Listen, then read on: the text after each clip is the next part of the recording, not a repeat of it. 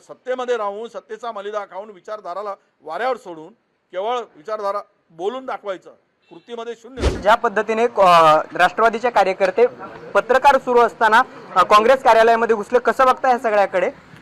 हे या लोकांची जी काही आज केलंय त्यांनी, काय बोलले होते, काय चुकीचं बोललंय, काय म्हणजे त्याला काही शिवी आहे ती?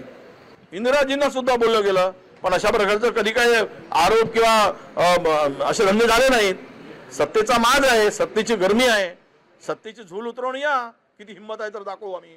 पण सत्तेमध्ये राहून सत्तेचा मलिदा खाऊन विचारधाराला वाऱ्यावर सोडून केवळ विचारधारा बोलून दाखवायचं, कृतीमध्ये शून्य, अशा लोकांच्याकडून ही अपेक्षा आपण काय अपेक्षा ठेवणार? आणि सांगून यायचं असतं ना, आम्ही फुलं घेऊन तयार राहिलो असतो त्यांचे सन्मान करायला, स्वागत करायला, हातात कोणता फूल ठेवायचा हेही ठरवलं असतं आम्ही। पण हे असं येऊन अचानक येऊन दादागिरी करून मस्ती करायची। आणि खरं तर देश पेटला असताना, देशामध्ये रस्त्यावर तरुण आला, ज्या पद्धतीनं त्या मुलींच्या मुलीबरोबर अभद्र व्यवहार झाला, त्यावेळेस कुठे गेली होती यांची मर्दानकी?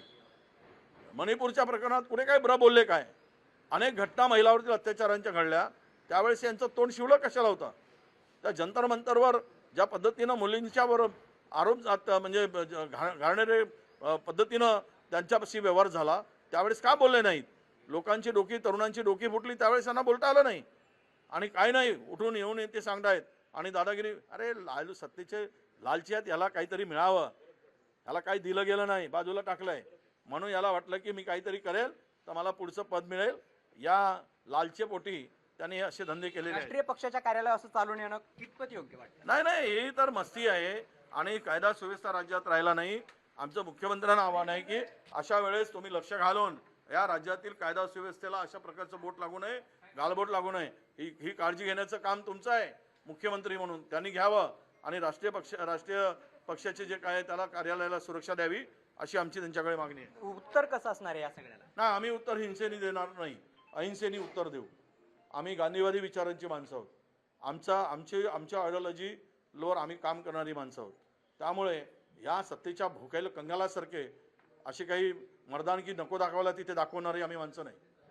आम्ही महात्मा गांधींच्या मार्गाने चालत आहोत, आम्ही महात्मा गांधींच्या मार्गाने उत्तर देऊ, असं मत काँग्रेस नेते विजय वडेट्टीवार यांनी दिल्याचं पाहायला मिळतंय। त्यामुळे आता हे काँग्रेसच्या कार्यालयावर राष्ट्रवादीचे जे पदाधिकारी चालून आले होते आणि त्यांनी जो राडा केला, हे प्रकरण आता आणखीच तापण्याची शक्यता निर्माण झाल्याचं पाहायला मिळतंय।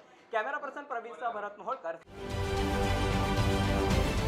महाराष्ट्रातील सर्व बातम्यांचे विश्वासार्ह व्यासपीठ,